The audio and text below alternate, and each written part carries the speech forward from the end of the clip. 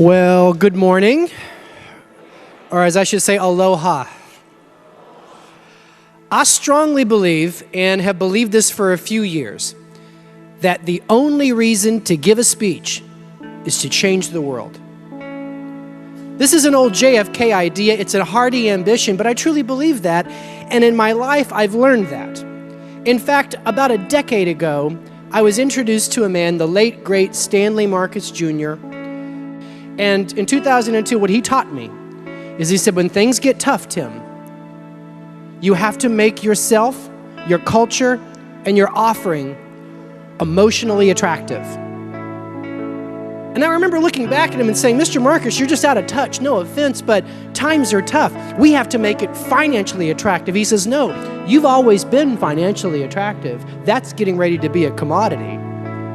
He said, when times are tough, people are stressed and they look for rewards. They look for emotional rewards. And he said, I'll tell it to you one more time. Culturally, as a leader, if you want to succeed, you need to make yourself emotionally attractive.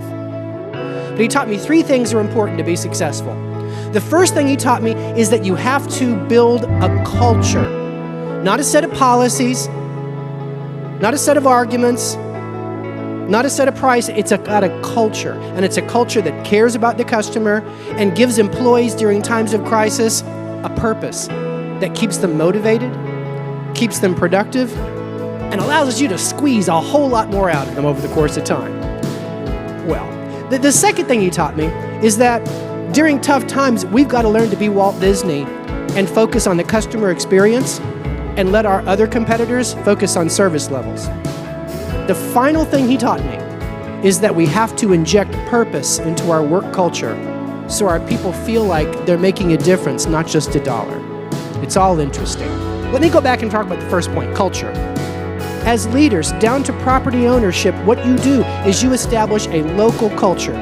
I've learned in working with very powerful brands that brands are built one property at a time, one store location at a time, and that cultures vary wildly. That's why every one of you make a powerful difference to this brand. But a culture, this is the other powerful learning I got from Mr. Marcus, a culture is a set of beliefs and values properly communicated to the staff that creates an intuition when you're not around. Let me say it again. When you've got a strong culture at your property, what you've done is you've effectively communicated to your staff your beliefs as a leader, what you value as a leader, and you've instilled that so strongly in them, they know exactly what to do. In a particular customer situation, they don't have to ask you. You don't have to look over their shoulder. They know exactly what to do. That's when you have a strong culture. A weak culture is when they just protect themselves. Call it the CYA culture, the default culture. They just look out for themselves. If you're around, they're fantastic. If you're not around, well, they just say tough luck. And that's a broken culture. So one of the most important things we must do is during these times, we have to communicate what we believe in. That we believe in customer care, right? We believe in the quality of the experience. We believe in the integrity of what we're doing. And we've got to find ways to communicate that.